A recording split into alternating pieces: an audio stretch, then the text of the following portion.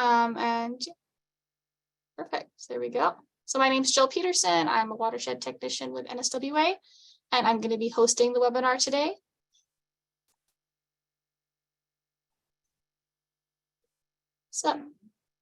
So our team at NSWA is based out of Amiskwichi, Waskahegan, also known as Edmonton, Alberta. I was raised here in Treaty 6 territory, and as a third-generation Canadian of Scottish English descent, I recognize that the area we call home today has a rich history with Indigenous peoples living here long before my family settled in the region. So in the spirit of respect and reciprocity, NSWA acknowledges that the lands within the watershed of the North Saskatchewan River are in Treaty 6, Treaty 8, and the Métis homeland. These lands are the traditional territories, traveling routes, and gathering places of the Cree, Saulteaux, Blackfoot, Métis, Dene, Stoney, and Nakota Sioux. We recognize and we want to thank the Indigenous peoples who have cared for this region since time immemorial, and whose rich histories, cultures, languages, and presence continue to enrich these sacred lands that we all steward as treaty people. The NSWA also recognizes the role of watershed management and its practitioners in perpetuating a colonial system by excluding and ignoring the perspectives offered by Indigenous culture and science. So we make this statement as an affirmation. We are committed as an organization to improving the practice of watershed stewardship. So I invite you all today to recognize the land in your own way and to learn and grow so that we may together advance reconciliation. And if you'd like to enter in the chat the treaty or traditional territory from which you are joining today, please go ahead. And then with that being said, I'm also just gonna go over to Scott, our executive director, and he's just gonna say a little welcome for everyone. Thank you, Jill, for that really thoughtful acknowledgement of the land and of the Indigenous presence in this watershed for such a long time. Hello, everyone, and welcome to the North Saskatchewan Watershed Alliance Watershed Wednesday webinar. I dare you all to say that 10 times quickly. You know, this is the last one of 2022. It seems like this year and this month have gone really quickly. And so all of a sudden, here we are at the end of the year. I'm Scott Miller. I'm the executive director of the North Saskatchewan Watershed Alliance. And I think I still get to say that I'm new because in just 3 days, I will have been here for about 6 months. Well, for 6 months, not about.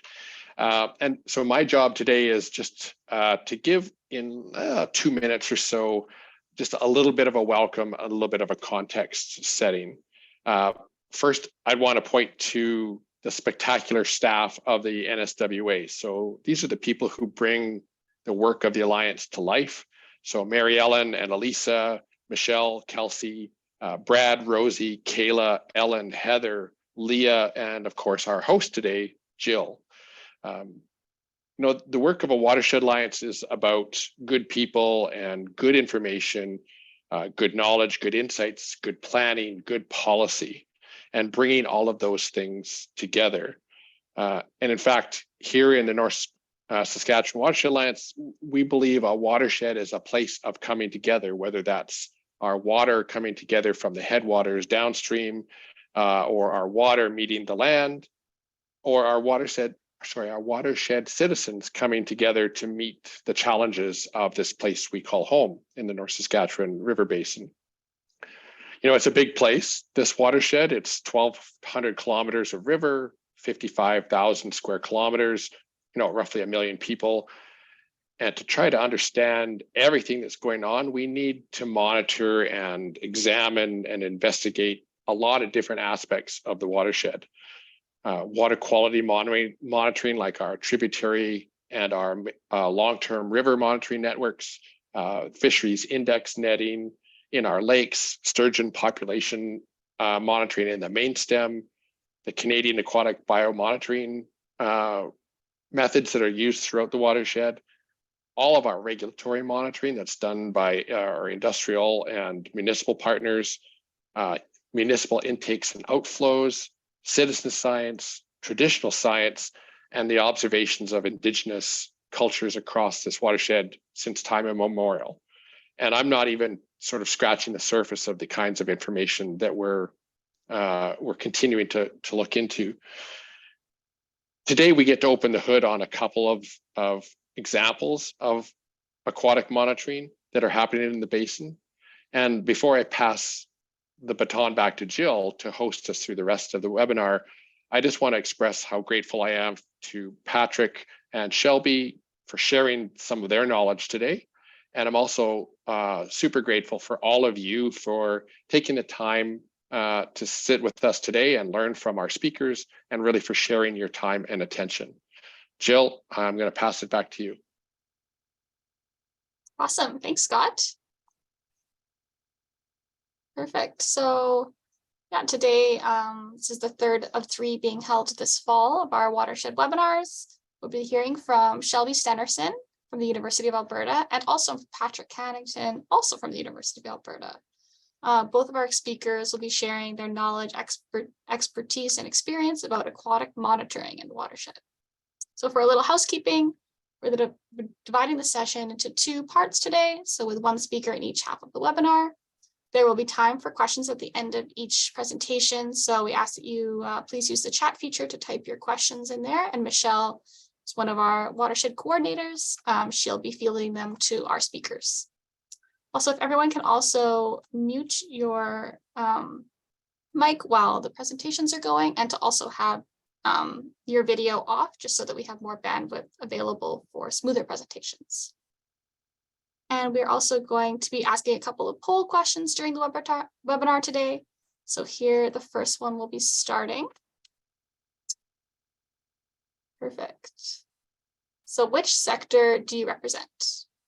Everyone could just fill that in so we can kind of get an idea of who's all joining us today.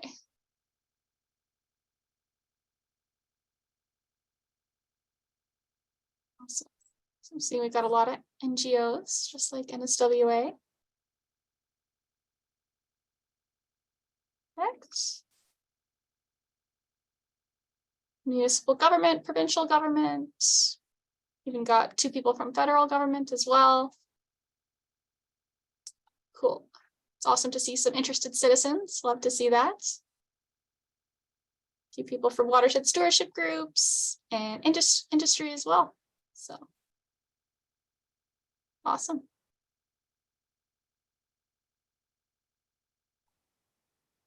You guys all see those results? Perfect. Okay. So moving on. So you may have already met Kayla. She is one of our NSWA watershed technicians, and she has the challenge of randomly picking one of our webinar guests to receive a custom NSWA gift basket filled with some of our swag and our new 2023 calendar. So stay tuned, as she will draw a winner at the end of the webinar today. And also, as I mentioned, the recordings are available online. You can find those on our website with a link to our YouTube channel. And you can check out our website for more information as well. Perfect. So our first presentation today is about algae in our watershed. It's presented by PhD candidate Shelby Stenerson from the University of Alberta. Title is Cumulative Impacts of Multiple Stressors on Stream Ecosystems and Periphyton Communities as Bioindicators.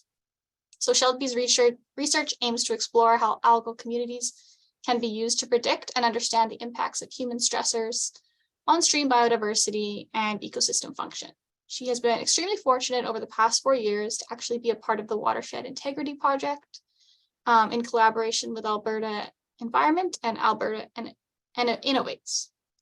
So she's been working to connect landscape conditions across the North Saskatchewan River Basin with aquatic ecosystem health. And she provided a really nice quote. She says that the North Saskatchewan River is a special place in my eyes, as it is rare to be able to assess so many varying landscape conditions over a relatively small area. During a single day of sampling may begin in crisp mountain streams and end surrounded by rolling hills. This truly makes it an ideal watershed to study, and more importantly, one to protect. Right. So take it away, Shelby. Sure, I'll just share my screen here. Yeah. Okay, continue.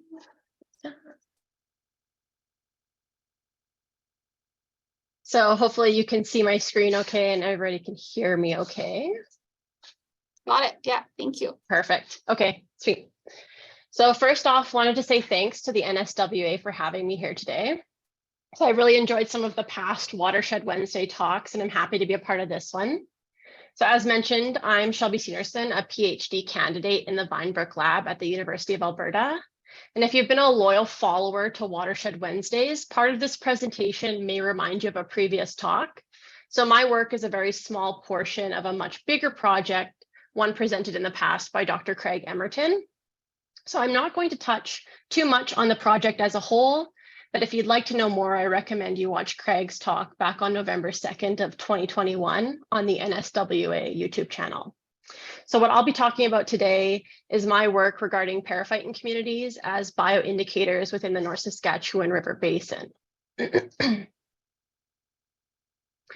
So when assessing watershed health, the main component that we often think of is water quality, looking at the suitability of water for a particular use. So understanding that in and of itself is not difficult. Where it becomes difficult is determining the factors affecting it and the degree to which they are responsible for any changes. So it's well known that natural, climatic, and anthropogenic factors can all affect water quality. And aquatic communities are then affected and can in turn affect water quality. So all these factors interact and end up making a pretty complex figure. And it's no wonder that teasing apart cause and effect relationships can be extremely difficult. So instead of trying to measure every single characteristic, it's become common to use bioindicators to indicate water quality. So bioindicators include biological processes, species, or communities, and are used to assess the quality of the environment and how it changes over time. By using bioindicators, one can gain a more comprehensive view of the interactive effects of many chemical and physical factors. And now the term bioindicator may not be familiar to you, but I'm sure that the concept is. So historically, a well-known example of a bioindicator being a canary in a coal mine, indicating air quality. So this concept is not strictly aquatic, but I would say it's become more popularized in this field, especially with fish and aquatic invertebrates. So benthic algae, often termed periphyton, have been a commonly used bioindicator for streams and rivers for decades. And although for me, it's really hard to sum up all the reasons why periphyton is so great, I've done my best to condense the list into 3 main points where I think algae excels over other aquatic communities. So first off, periphyton, being composed of both algae and bacteria, make up the base of the aquatic food web. So this position at the interface of the biological and physical chemical environment often makes them the first responders to any sort of environmental change. And add in the fact that they're often sessile, meaning that they cannot move, makes them even better at indicating change from the surrounding area. Secondly, periphyton assemble over time. So spot sampling over the course of the summer is often not needed. One sample at the end of the growing season is usually representative of the entire community throughout the summer, as species really just layer on one on top of the other, often creating a thick mat. And this greatly reduces sampling effort. And lastly, these communities are extremely diverse, with upwards of 100 species found on a single rock. And these species often have tolerances and sensitivities to different changes in water quality. And so I talk a big talk regarding periphyton being an amazing bioindicator, but I think it's extremely important to note that with the work we're doing within the NSR basin, the use of periphyton to indicate changes in water quality is going to be difficult, because in order to assess changes, we need to have a before and after, or at least something to reference. And everybody wants their research to be novel or new, and this project definitely hits on that. But the problem becomes there is no previous data looking at these communities within the NSR, barely any even in Canada. So my work is more characterizing communities across the NSR basin and how they change across the watershed. So future research could use this data as a potential reference point.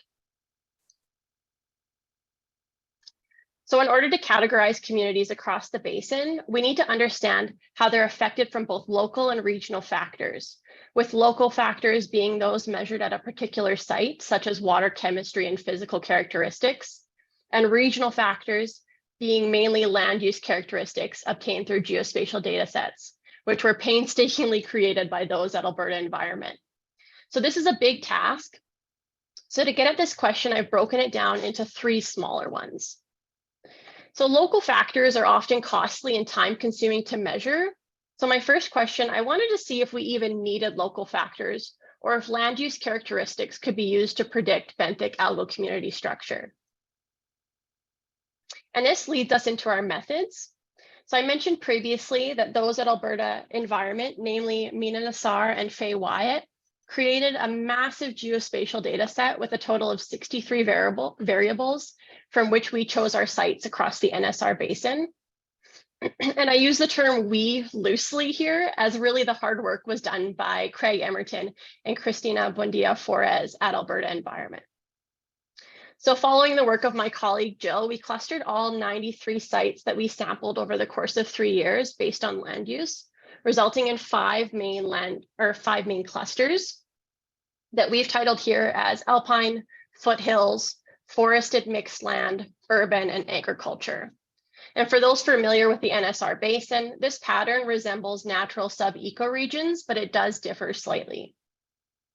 So I'll make a note here again, if you're wanting more details regarding this portion of the project, Craig's talk goes into great detail regarding the geospatial data set and the site selection process. So I'm making it sound much more simple than it actually was.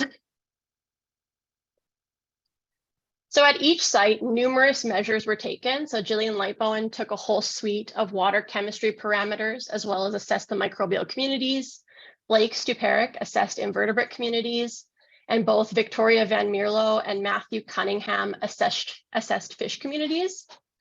I can also state here that we did not do this alone by any means, with a small army of undergraduate students on the project as well. So when I stated at the start that my portion of the project is a small one, you can probably see why. When it came to algal collection at each site, we collected a total of 30 rocks within a stream breach, which we sampled on site, 10 for taxonomic analysis, 10 for pigment analysis, and 10 for microbial analysis. And what I'm going to be focused on today is the taxonomic portion, looking at how species differed across the basin. And I realize I'm skimming a large portion of the methods, but only so much can fit into 20 minutes, but I'd be more than happy to chat about this later.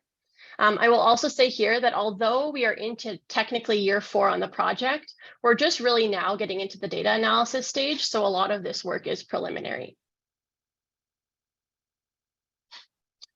So often the best way to showcase community data is through ordinations, which is what we have shown here in this principal component analysis, where species are shown as arrows and sites are shown as dots. A quick rundown for those not familiar with ordinations. The closer 2 dots, in this case sites, are together, the more similar their community composition is. As well, the arrows, species shown here, increase in length based on abundance. In other words, the longer the arrow, the more abundant the species is. If 2 arrows overlap with one another, those 2 species are often correlated, meaning they're found at the same sites, versus if they're going in opposite directions, they're usually not found together. So overall, our PCA captures 18% of the variation within our data set, which isn't bad when it comes to assessing community data. And it's slightly messy, I know, trust me. But this is what you get when working with community data that has 6 main species dominating community composition and a bunch of other species in low abundance across sites. And this data was Hellinger transformed as well in order to downweight rare occurrence species. So now I don't expect these names to mean much to any of you, that's okay.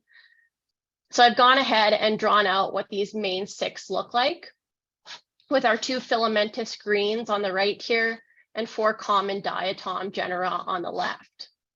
And we can go ahead and blow up that cluster in the middle to see what species we have in low abundance or that rarely occur. So I didn't do this for this talk, but I plan on potentially assessing rare occurrence species separately because any patterns that we're seeing within this cluster are really being overshadowed by those 6 main species making up the bulk majority of the community biomass.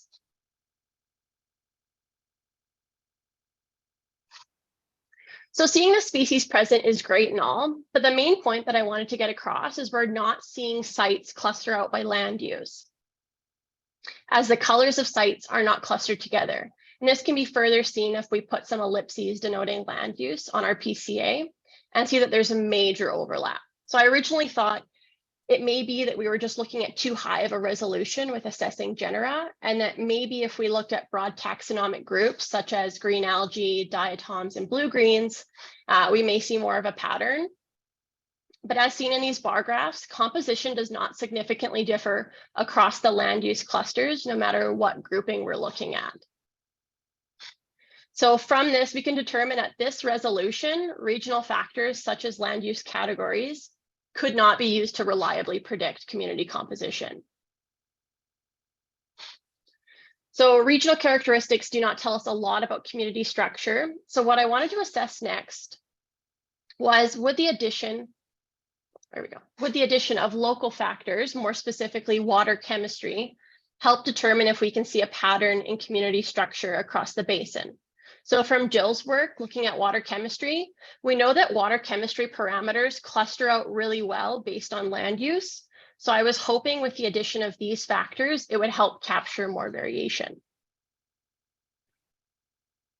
Pardon me. So before we dive into this, I wanted to mention that this is by no means all the water chemistry parameters here shown as dark gray arrows. This first ordination is looking at parameters that have been well documented to influence algal community structure. So species are now shown as light gray arrows here, with the names removed just for readability. I also want to note that these figures are really the perfect example of correlation does not equal causation. Just because they follow the same trajectory doesn't mean that one parameter causes that species' presence or absence. So the amount of variation captured does not change that much from what we saw previously, but when we add ellipses, we do see that clusters are not as overlapped as they were previously. So now there's a lot going on, but what I really wanted to point out was three main species in the relationships that we're seeing. So with Stigocolonium, we're seeing it's positively associated with an increase in pH and negatively associated with high nutrients, occurring more in foothills and alpine sites. Navicula down here is positively associated with an increase in turbidity, temperature, and nutrients, mainly being nitrogen and phosphorus. And finally, Cocconesus is positively associated with dissolved inorganic carbon and silica, and seems to have a higher abundance in agricultural sites. So secondly, since we have an abundance of water chemistry parameters, I wanted to assess the effects of ions and trace metals had on algal community structure, or if they had any effect. So due to this divide between ecologists and ecotoxicologists, it's rare to find studies looking at the effects of trace metals on community composition. So we have a pretty great opportunity here with this data set. I think it's also important to note that the arrows pointing towards sites, so like these sites down here, for example, do not necessarily mean that those sites have high levels of trace metals, but are higher in proportion to other sites within the survey. So with this data, again, if we add ellipses, there we go, we do see slight separation of a few clusters, namely agriculture and foothills. So similar to the last figure, I want to draw your attention to a few species. So Cladophora, which is, it's hard to see, but it's directly in line with this second axis here, pointing downwards, seems to have a positive association with increased levels of iron, selenium, and titanium. Navicula is positively associated with increased levels of sodium, aluminum, and manganese. And finally, Cocconesus is associated with increased levels of nickel, potassium, lead, and copper.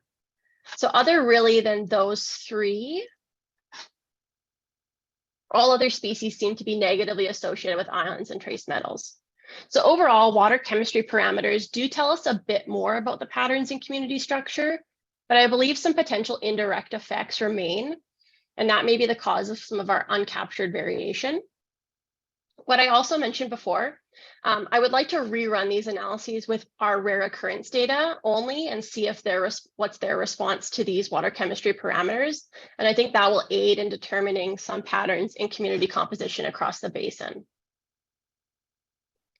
So my last question I just want to briefly address is really more of a teaser of what's to come with this research. So based on the data we currently have, in the past, most would then create an index for water assessments based on species composition. So going through each species, finding their tolerances and sensitivities, and seeing if those factors are in line with what we see at each site. But recently, we're seeing a shift into looking at trait composition instead of species composition in order to gain a more mechanistic understanding on community dynamics. So instead of asking why we're seeing an increase in cladophora, for example, why are we seeing an increase in long filamentous groups? So biotic indices based on species require one to understand how every single species responds, whereas looking at traits tends to be more habitat specific. So what features are the surrounding habitat filtering out or selecting for? So by assessing traits, it gives us a better understanding of what's occurring in the environment and ultimately how that's impacting ecosystem function, which is really the underlying goal in assessing aquatic health. So this shift from looking at species to traits has occurred with other aquatic communities, such as fish and inverts. A lot of invertebrates are categorized based on their functional feeding group. So are they shredders, are they scrapers, etc. But this shift has not really occurred with periphyton. And that's not because there's a lack of traits. So periphyton is often referred to as a miniature forest, and a lot of traits within plant ecology can also be applied to periphyton, which is exactly what we did when creating this trait matrix, expanding upon the work of Lang et al. In 2016 and Lynchman and Klossmeyer in 2008. So I'm not going to go into the traits here in great detail, but I will say that we came up with 4 main categories for traits, those being ecological, life history, physiological, and morphological, with multiple subcategories within each. And I'd be happy to chat about this more later, but I honestly believe that this topic in and of itself could be a 20-minute talk. So this is where a lot of my effort is going to be directed into the future, looking at how these traits are changing across sites and how regional and local factors are potentially filtering them out or selecting for them. So in summary, we found that regional factors cannot be used to reliably predict community structure. But with the addition of local factors such as water chemistry, we can start to see some patterns in community structure. This work of categorizing how algal communities are structured across the NSR, I believe, is essential for us to determine any changes that occur in the future. And it's been a passion of mine to be able to potentially create a program similar to that of Cabin for invertebrate sampling, but for periphyton, in order for this type of work to be shared and available for everyone. And this project is by no means over. So my next steps include finishing setting up our trait data and assessing how traits are changing across the watershed. As I mentioned previously, assessing rare occurrence species separately to potentially draw out some patterns that are currently being overshadowed. And lastly, I'd like to assess this data through structural equation modeling, which will hopefully really help parse apart those direct and indirect effects regional and local factors have on community structure. So this type of data analysis is fairly new to the field, but I think it could provide a lot of insight. There's much more to add to this list, but these are my next 3 things on my list of things to do. So just a quick thank you to all my co-authors and the University of Alberta and Alberta Environment teams. Also, thanks to the NSWA for having me here today. I've included my contact info here as well if anyone wants to reach out, but I'd be more than happy to take any questions if anyone hasn't. I can stop sharing. Thanks so much, Shelby. That was super interesting.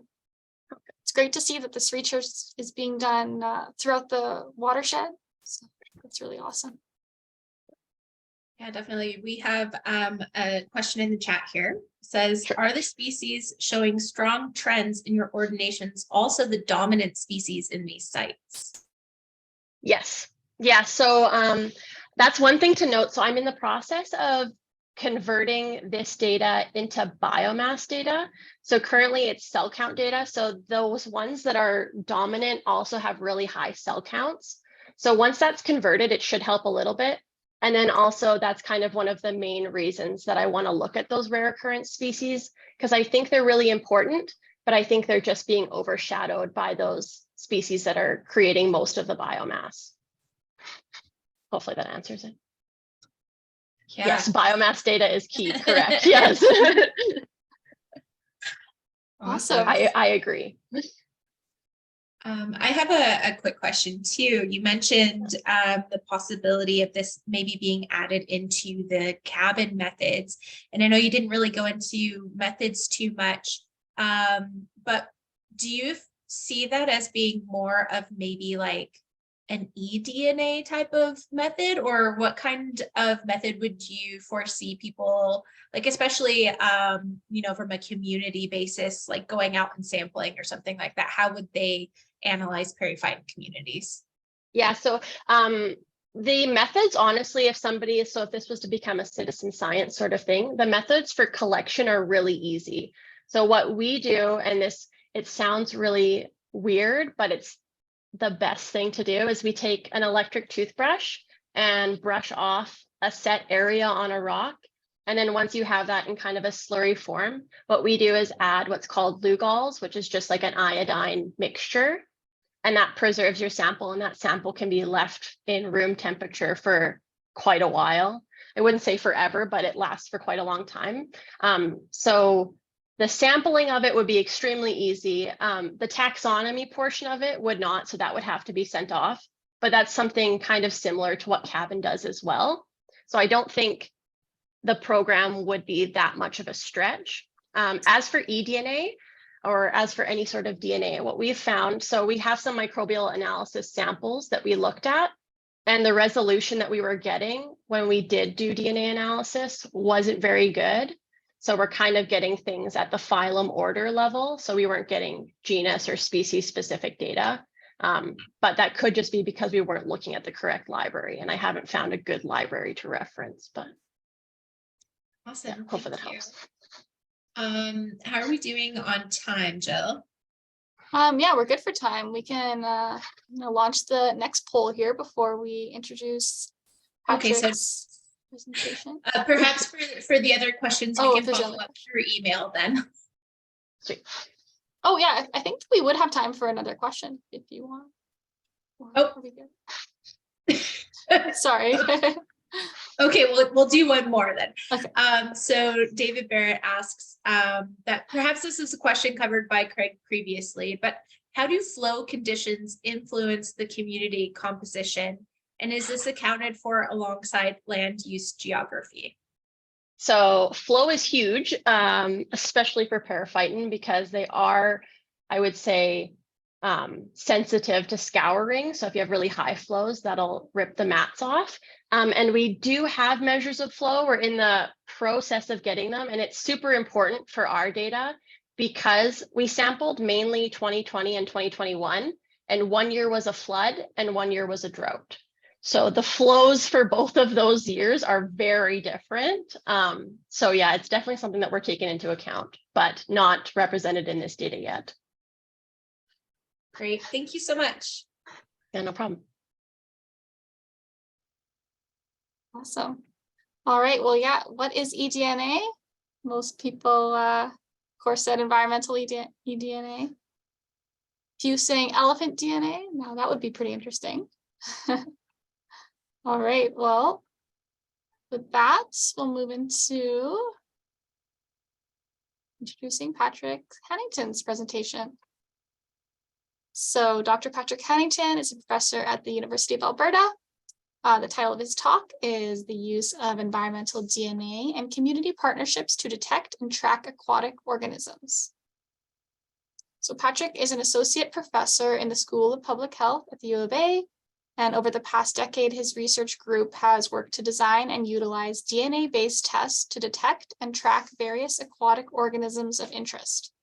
So integrating these tests into community-based monitoring efforts has allowed Patrick and his team to undertake comprehensive assessments of invasive species, species at risk, and aquatic ecosystem, bacterial and animal communities. Perfect. So just gonna stop share and let Patrick take it away. Great, thanks for the introduction. Let me just It's going. Does that look okay to everybody? Okay, good. Okay, well, thanks very much for the invitation to come and talk.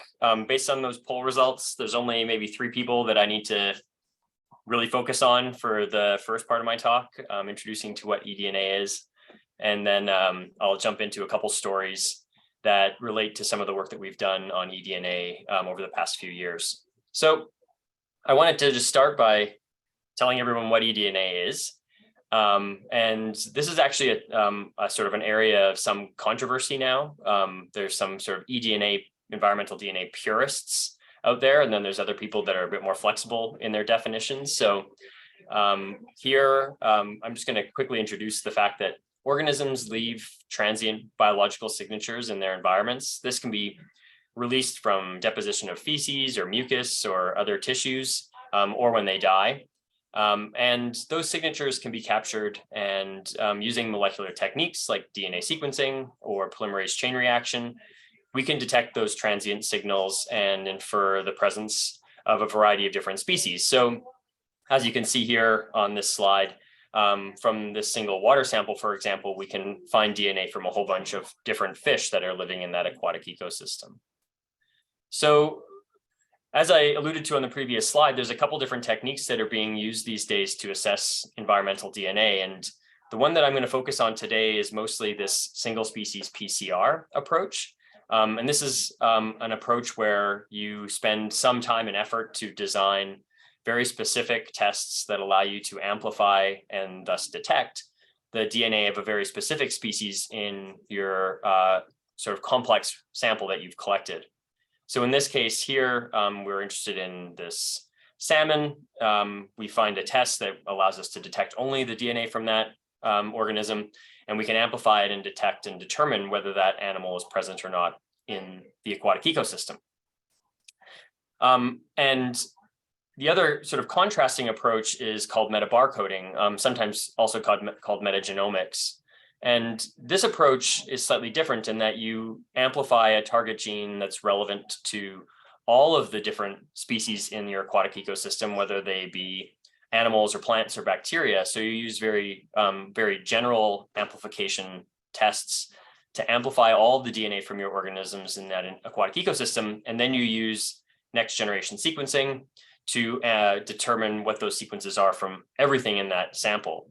This is sort of a really sort of new and exciting emerging area of research that we've been getting ourselves involved in as well, that allows you to potentially do entire whole ecosystem surveillance of plant, animal, and microbial communities, which is really exciting.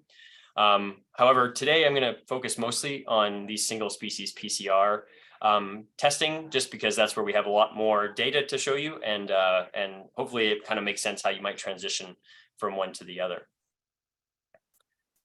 Especially in this single species PCR world, eDNA has emerged as a really exciting way, particularly to look for rare organisms in your environment. So that includes things like invasive species, things like zebra mussels, for example, and stuff like that, species at risk.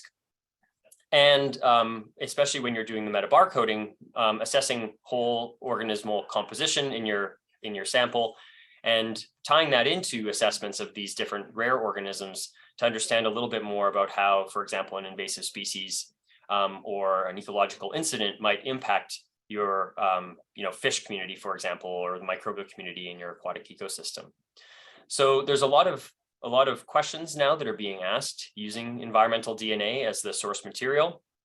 And the controversy I alluded to earlier really relates to how that environmental DNA is collected. And so depending on your sampling approach and how you go about it, you may be collecting that free DNA that's released from organisms into the environment. If you're looking at microbial communities, you may be collecting the microbes themselves as well as that free DNA. And so there's a variety of different ways that you can be collecting that sample, and how you collect that sample will sort of determine in some very substantial ways what you're able to actually detect from your assessment. So as I mentioned, I'd like to tell you 2 different stories today about some of our eDNA work in the province. The first relates to work that we've done to do eDNA-based surveillance for the Chinese mystery snail, sort of a new invasive species on Alberta's scene. And then the other relates to integrating eDNA surveillance into community partnerships and community-based monitoring programs throughout Alberta and even into the United States. This relates to a lot of community partnership work that we've done with respect to swimmer's itch, which actually stems from Michelle Gordy's PhD work that she did. So I'm going to start by telling you the story about the Chinese mystery snail, and then I'll move into some of this community partnership work. So the Chinese mystery snail, these are interesting organisms that are invasive species in North America. They're problematic for a number of reasons. Ecologically, they're really good at outcompeting many of our native snail species in North America. They can reproduce very quickly, and they can form quite large populations that tend to live in the mud and substrate of the lake, which, as many of you know, there's quite a bit of mud and substrate in Alberta lakes, so lots of good habitat for Chinese mystery snails. In some cases, they can bring invasive parasites along with them. But because the populations can grow quite quickly and the snails are quite large, they also produce a significant amount of waste that can alter entire lake ecosystems over time. And as you can see, in places where they've been invasive for longer than Alberta, sometimes the way in which they are, the community tries to tackle them is with these mystery snail roundups, where people get into wetsuits and go diving and try to collect as many as they can. And we've seen a couple of these in person. They're impressive events, how many they come out with, but in the end, they don't do much for actually removing the invasive species from the ecosystem. This link to these flatworm parasites can be problematic in the sense that those parasites can infect humans if the snails are consumed. And unfortunately, the way through which most Chinese mystery snail invasions start is through people bringing them from one place to another as a food source. So their initial invasion in North America was thought to have occurred in the late 1800s in San Francisco. And that was through you bring them in from Asia as a food source. And so that's a common way that they're moved around. And that can be problematic if they're infected with these parasites. And they also potentially cause economic issues when they are in locations that are related to irrigation and piping infrastructure, because they're quite large and the shells are quite sturdy, so they can clog irrigation infrastructure, for example, and water intake pipes, which can lead to costly problems down the road. When we look at the Chinese mystery snail and its history of invasion in North America, there's a lot of tricky pieces to this puzzle. One of them is that depending on what era you're looking in, the snails have gone by different scientific names. So right now, this one highlighted in green, Cipango lupulidina chinensis is the current going scientific name for them, but you can see that these ones in red are all names that have been associated with the Chinese mystery snail, and they all appear within the United States Geological Survey invasive species database, which makes it difficult if you're trying to find information on how to control these snails or how to even identify them, because you might be looking at a paper that's related to them, but you don't know that that's what you're looking at necessarily, depending on the scientific name that you're used to seeing. As I mentioned, their invasion has been quite long-lived in North America, so they've been pretty well established. And while their invasion is mostly associated with the United States, so south of our border, they have been reported in places like Quebec, Atlantic Canada, and Southern Ontario, British Columbia, and now Alberta. If you were to look where they're found, though, while the first invasion was over in San Francisco, most of the problems are caused in the Great Lakes region, where now they have 3 different mystery snails present. They have the Chinese mystery snail, the Japanese mystery snail, and the banded mystery snail, all causing problems in these regions. And so you can get a sense that there's a lot more problems here than there is over on the west side of the continent. So in Alberta, the Chinese mystery snail was first detected in Lake McGregor or McGregor Reservoir, depending on what you want to call it, in the fall of 2019. It was actually a student who was working with me who brought a shell in, this shell in, and asked what it was. And myself and Dr. Heather Proctor in biological sciences here at the University of Alberta looked at it and said, well, whatever it is, it's not native. And we did a little investigation and then submitted it as a report for a Chinese mystery snail.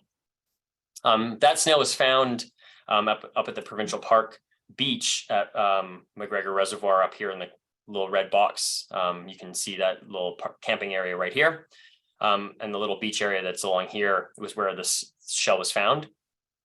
Just to kind of orient you, this is one of the intakes for some of the irrigation infrastructure down in that area around McGregor Reservoir. So this was initially problematic just from the context of where the mystery snail was found and the fact that it was so close to some of this irrigation infrastructure, which, as I mentioned, could be a big problem in terms of an economic impact of these snails.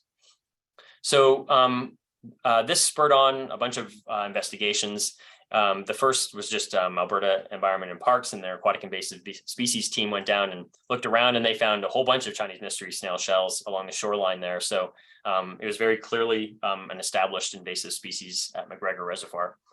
And when that was confirmed, we set about going to the process of trying to create a DNA-based test so that we could try to understand the extent of the problem, because it's sometimes tricky to find these snails because they like to live in the mud. And so the thinking at the time was that the shells up on the shoreline represented a whole batch of snails dying off, but we weren't sure how extensive the live snail infestation was of McGregor Reservoir.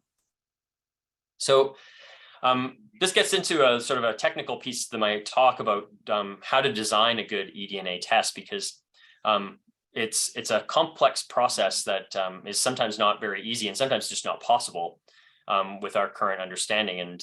And so I wanted to walk you through this comparison between accuracy and precision when we're talking about DNA-based tests, because there's a lot of background work that goes into validating these tests to make sure that when you get a result from an eDNA assessment, you can be very confident in what you're saying. So on the best case scenario here, we have a test that's designed to be accurate and precise. And so what that means is that whenever you run that test, you will get a result that is accurate in terms of detecting the snail that you want to detect. So we want to be able to detect the Chinese mystery snail, and we want to be able to do that every time we run the test and the mystery snail is present in that sample. You can have contrasting results from eDNA tests, and this is important to understand so that you can make sure that your test doesn't fall into any of these other three categories. So another example is a test that is not accurate, but it is precise. So it doesn't give you the result being the Chinese mystery snail. It gives you maybe a result that includes a different snail, but it does that all the time. So it is a good test, but just not for the snail that you want it to detect. Another example is that you could have a test that's accurate, but not precise. And so it might detect mystery snails, the Chinese mystery snail, the banded mystery snail, and the Japanese mystery snail, but it's not precise in that it doesn't always just detect the Chinese mystery snail. And then the final, which is our worst case scenario, is that it's not accurate and not precise, and it just detects any snail, for example, from your aquatic ecosystem. This is important to consider because remember, when we're looking at eDNA samples, we're often taking a water sample or a substrate sample and extracting the DNA from that. So we actually don't have the organism present in our sample necessarily. So we're looking for trace evidence that it exists in the environment. And that sample then is going to be very complex. It'll include the DNA from all of the organisms that are in that environment, which means that if we're not able to only detect the mystery snail, Chinese mystery snail, then we're not really going to be able to provide accurate results. So validating this eDNA test against the Chinese mystery snail meant that we had to confirm that it didn't react with any of our native snail species, that it didn't react with the banded mystery snail or the Japanese mystery snail, and that it would react with the Chinese mystery snail. So we actually went through 3 rounds of revision of this test to eventually get to a point where we were confident that it was doing what we wanted it to. So the results from McGregor Reservoir, which was done in collaboration with Alberta Environment and Parks, was that we surveyed the shore and we did some cross-section sampling, and we did both water sampling and substrate sampling. And then we employed that eDNA test to determine whether or not the snail was present or not. And as you can see where the red stars are highlighted, those are locations where we found mystery snail eDNA positivity. And in the green stars, that's where we didn't find eDNA positivity.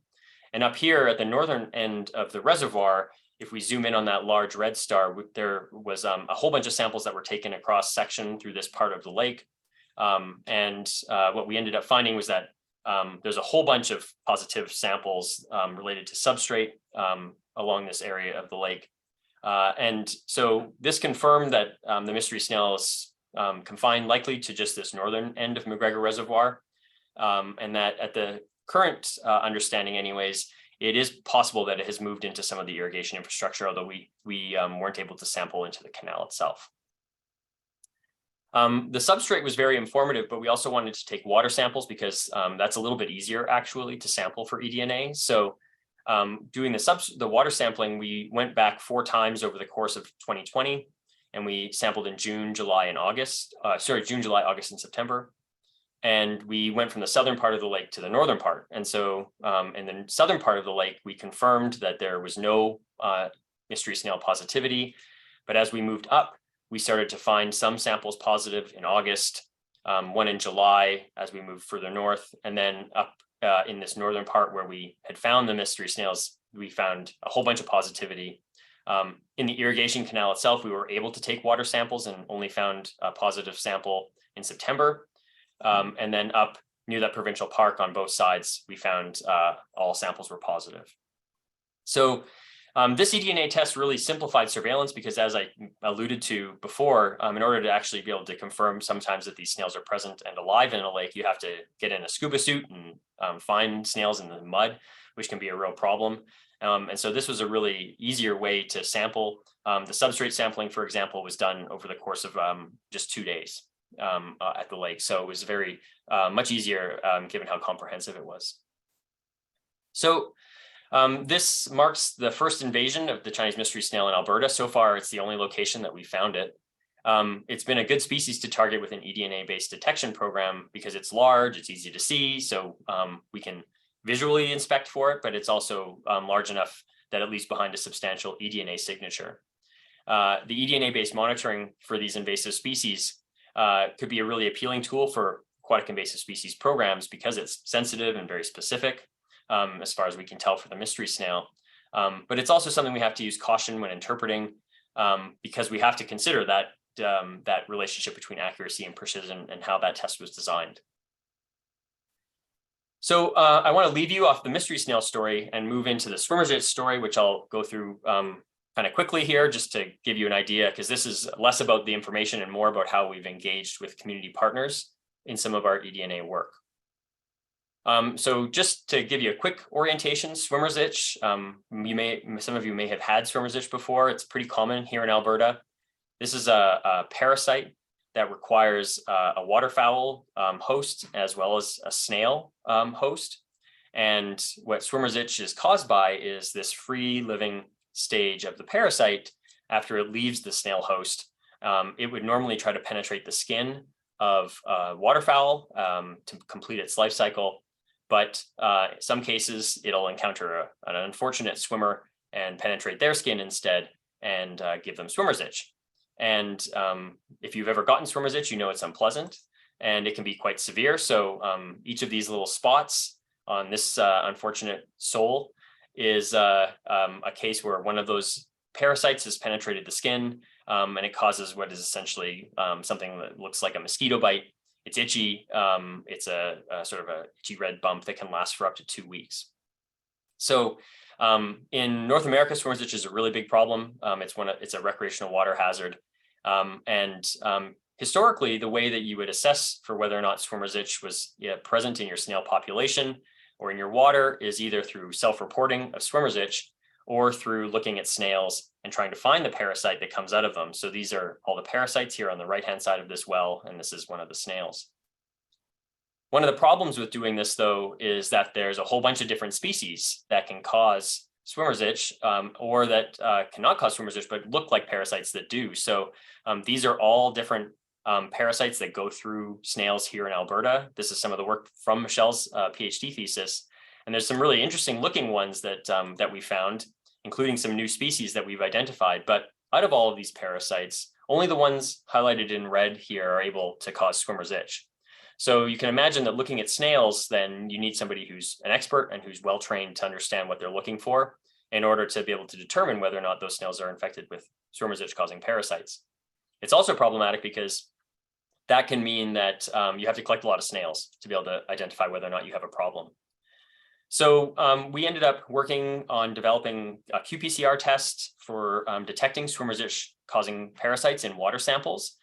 This is all sort of the technical stuff, but the message I want to leave you with is that we were able to pretty accurately predict using our qPCR assay, which is highlighted here in the blue squares, the actual number of cercaria or those parasites that were in the water sample, which is shown in the red circle. So this is the actual number of parasites in a sample, and this is what we would predict using our qPCR assay. So using this test, we're actually able to take a water sample and then quantify the number of parasites that are in the sample, which allows us to get a really interesting assessment of swimmer's itch risk, but it also allows us to undertake some really exciting ecological studies as well. Some of this work has been done in Alberta, and others of it has been done in places like Michigan, where swimmer's itch is really bad in the United States. So I'm going to show you data from both places. But for example, we're able to do studies that look like this, where we're able to show relationships between the snail hosts of these parasites and the abundance of parasites in the water, and map it out much like you see here. And we can get down to very high levels of resolution to understand the relationships between, in this case, for example, the number of snails that are in a water body and the amount of parasites that are in the water body as well. This is complicated, though, by the fact that there's a whole bunch of different parasites that can cause swimmer's itch, like I showed you, and they go through a whole bunch of different animals in the environment. So lots of different waterfowl can host these parasites, as can a whole bunch of different snails, and they can host multiple different species of these parasites, which means that having such a crude assay as one that just detects overall swimmer's itch causing parasites isn't as helpful to us to understand some of those ecological relationships as it would be to have a test that can detect these individual species. And so that's what we ended up doing. We designed qPCR tests for each of these different species of swimmer's itch causing parasite. And we embarked on a large community-based project with groups to try to understand how some of the different environmental and ecological factors in our water bodies were impacting these different parasites. So just as a quick summary, one of the studies I want to talk to you about is this one where we looked at 3 different lakes and we sampled 10 sites per lake every week for 4 months. And those sites were sampled between 9 in the morning and 10 in the morning by community partners who were coordinated by people here at the U of A and 6 program managers. And so we had over 25 community partners that ended up collecting over 1,200 water samples over 2 years. We ran over 1,200 swimmer's itch tests over that same amount of time and over 4,000 different assays for those different species of parasites, which amounted to a huge amount of effort and work. And we calculated that if you had done this by doing the former way of doing this, where we would use snail infection rates and collect snails, we would have had to collect over 720,000 snails. Some of the results from this study that I just wanted to quickly share with you are that we were able to not only quantify the number of parasites that are in each of these different lakes between the 2 different years, which are shown by the black and the brown lines on these graphs. We were also able to understand the relative abundance of the different species of parasite that cause itch at these lakes. So here you can see, for example, that at Lake A, early in the year, this avian schistosome C is one of the dominant parasites, but by sort of mid-July, it transitions to this other parasite, Trichobilharzia stagnicolae, which then sort of becomes the dominant one at this lake. And that trend is mirrored at Lake C, but Lake B and Lake D are very different, where they're typically just dominated by this avian schistosome C. And what we had thought was that T. ficeli would be an important parasite at these lakes as well, but we found that it actually was very rarely detected. And we can get down to some very high level of resolution type of assessments when we do this type of an analysis, where we can look based on each individual site, based on the time of sampling between 2019 and 2020, looking at different years and different lakes and different parasites. And so with this information and coupling this information of high sort of specificity assessment of parasite presence or absence and relative abundance, we can couple that with metadata that we've got those community partners to collect related to things like wind direction and wind speed and water temperature. And we can do modeling that allows us to understand what are some of the drivers of the presence or absence or relative abundance of different swimmer's ditch causing parasites at a different location. So in this example, we're looking at, for example, water temperature, and we're using all that data I just showed you on that heat map, which is not important for you to really remember. Just know there's a whole bunch of data that's there. And we can look to see what does the water temperature do when we map it and model it against the relative abundance of Cercaria or those parasites in the water. So from these 661 samples that we can analyze that have that information, we can do what's called a hurdle model, which just looks to see for every 1 degree temperature increase, what are the odds that you have more than one Cercaria or zero Cercaria, sorry, in your sample. And the math is kind of not relevant here, but what we can find is that sort of the temperature after which we start to see a really strong relationship between temperature and the abundance of Cercaria is around 16 degrees Celsius in the water, which makes a lot of sense biologically. It's around the temperature that we start to see the Cercaria coming out of the snails if we were to do a laboratory experiment.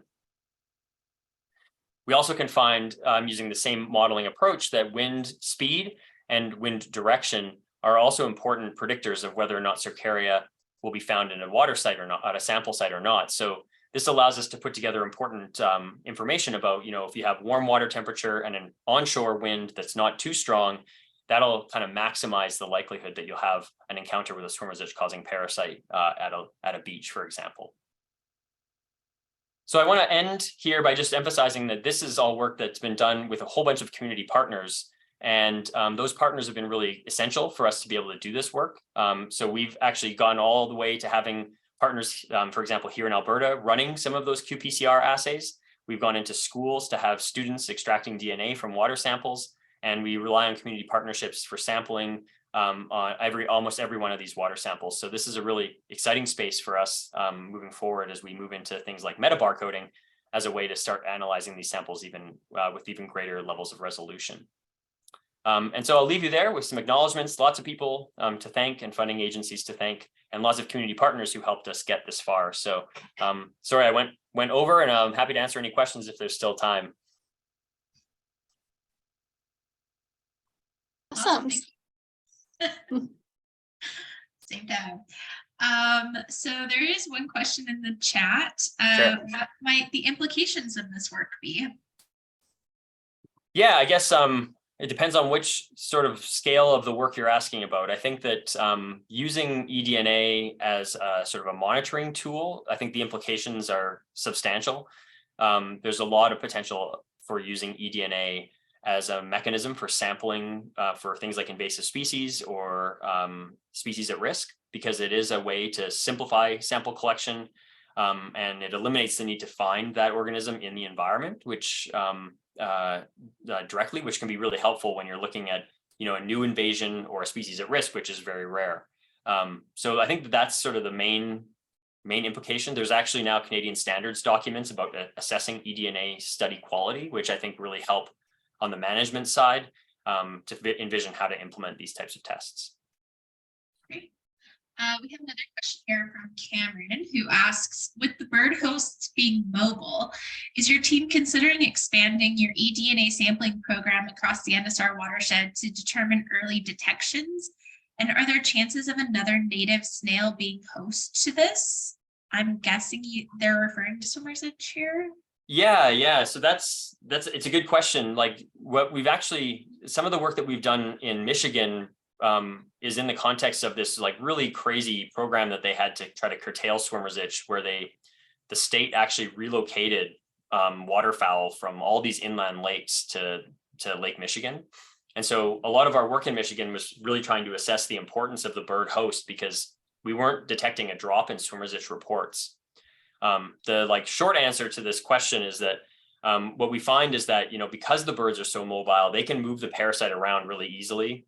and they don't need to be resident at the lake to do so. So it's really the snail population that defines the parasite population more so than the birds, which really means that, you know, the mobility of the birds is like a real complicating factor. And because all of the different native snail species here in Alberta can host at least one species of swimmer's causing parasite, it's a really complex problem. Like we would recommend to anyone who's trying to think of a lake-wide mechanism for controlling swimmers is to just not worry about doing that, because it's too hard and too complicated. Yeah, for the sake of time, we just have one more kind of quick question here, and then we'll move on to our prize draw. So the Lake Stewards of Maine are asking, well, we've been dealing with DNA for determination of invasive milfoils, and the genetic heterogeneity has caused issues in some of the libraries. Are you seeing anything similar? Yeah, totally.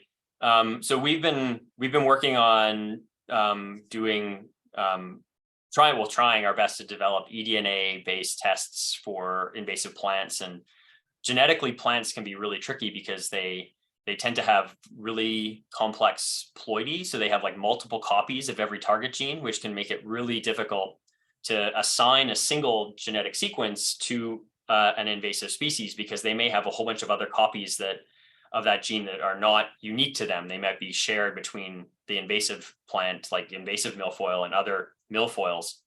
So what we find is that you often have to essentially create this kind of like if or kind of relationship where, like, if this sequence is present, but this one isn't, but this one is, and this one isn't, then that indicates an invasive milfoil, which it gets really complicated and it gets way more expensive because you end up running a whole bunch more sequencing. This is where the meta barcoding could be really appealing, because you could still amplify that same target gene, but then you could, in theory, just look for the one that you know might be attached to the invasive, or that relationship between all those sequences would be easier to tease out, because you'd be sequencing everything. But plants generally are much more difficult than most organisms, most animals and bacteria. So yeah, I sympathize with you. We've been working with some of our partners in Michigan to try to do milfoil eDNA testing, and we were running into the exact same problem. So yeah. Thanks, Patrick. All right. Awesome. So that's it for questions. Thank you so much to Patrick and Shelby for your awesome talks. I think we went a little bit over, so I apologize, but I think that's just because there was so many questions, so much interest. I also talked for too long. I'm sorry. No, it's no problem. But yeah, so stay tuned, everyone, for our next series coming up in spring 2023. As we mentioned, you can access everything on our website for the recordings. And another thing is we have our gift prize draw winner as well. We've decided, drum roll, David Barrett from, I believe, the University of Calgary has won the door prize for today. So we will contact you about how you will receive the prize. So congratulations, and everyone stay tuned for next time for more fun prizes. All right. Well, thanks so much, everyone. Have a great rest of your day, and hope to see you next time.